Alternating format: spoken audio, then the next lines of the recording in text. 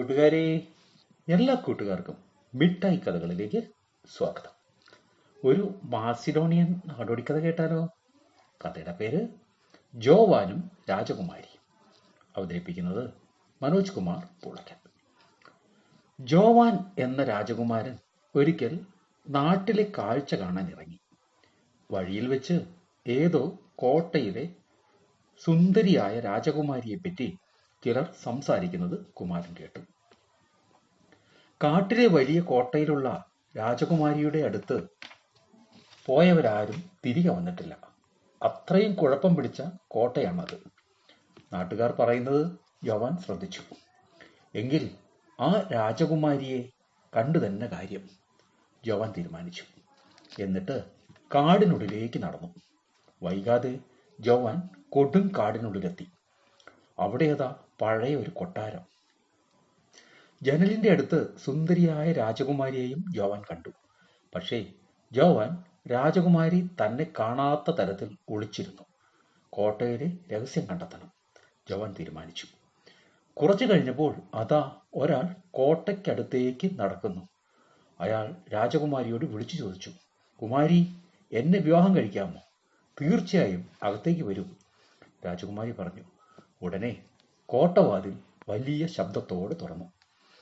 പിന്നാലെ ആരും അറിയാതെ ജോവാനും കോട്ടയിൽ കയറി. കോട്ടയിലെ സ്വീകരണ മുറിയിലേക്കാണ് അയാൾ പോയത്. അവിടെ അതാ സുന്ദരിയായ രാജകുമാരി, ഒപ്പം ഒരു പൂച്ചയും. ജോവാൻ ആരും കാണാതെ സ്വീകരണ മുറിയുടെ വാതിലിനടുത്ത് ഒളിച്ചിരുന്നു. വന്ന ആൾ രാജകുമാരി കൊടുത്ത ഭക്ഷണം കഴിച്ചു, വീഞ്ഞും കുടിച്ചു. അതോടെ അയാൾ ഉറങ്ങി വീണു. ഉടനെ രാജകുമാരി പൂച്ചയെ കയ്യിലെടുത്തു. എന്നിട്ട് പൂച്ചയുടെ കഴുത്തിലുള്ള ലോക്കറ്റിൽ ഒന്ന് അമർത്തി. അതാ ഉറങ്ങിക്കിടന്ന ആൾ ഒരു പുക പോലെ ലോക്കറ്റിനുള്ളിലേക്ക് കയറുന്നു. അയാൾ പോക്കറ്റിലായതും കുമാരി കുറെ കൂടി സുന്ദരിയായതുപോലെ ജോവാന് തോന്നി. ആ ലോക്കറ്റിലായിരിക്കും കാണാതായവരെല്ലാം, ജോവാന് തോന്നി. രാജകുമാരി വീണ്ടും ജനാലിന്റെ അരികിലെത്തി. പൂച്ചയാകട്ടെ സ്വീകരണ മുറിയിലൂടെ നടക്കുകയാണ്. ആ തക്കത്തിന് ജോവാൻ പൂച്ചയെ പിടികൂടി കഴുത്തിലെ മാല ഊരിയെടുത്തു. മ്യാവൂ, പൂച്ച ഉറക്കെ കരഞ്ഞു. അത് കേട്ട് രാജകുമാരി ഓടിയെത്തി. ഉടനെ ജോവാൻ വാൾ കൊണ്ട് ലോക്കറ്റ് പൊട്ടിച്ചു. പെട്ടെന്ന് കോട്ട കാണാതായി. രാജകുമാരിയെയും. പകരം ജോവാന് മുന്നിൽ കുറെ ആളുകൾ പ്രത്യക്ഷപ്പെട്ടു. രാജകുമാരി ലോക്കറ്റിനുള്ളിൽ തടവിലിട്ടവരായിരുന്നു അവർ.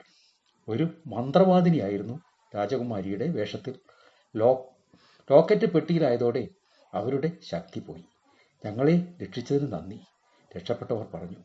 പിന്നീടാരും ആ മന്ത്രവാദിനിയെക്കുറിച്ച് കേട്ടിട്ടേയില്ല. കൂട്ടുകാർക്ക് കഥ ഇഷ്ടമായോ? എങ്കിൽ പുതിയൊരു കഥയുമായി നമുക്ക് നാളെ കാണാം. എല്ലാവർക്കും നല്ലൊരു ദിനം ആശംസിക്കുന്നു. Story uncle.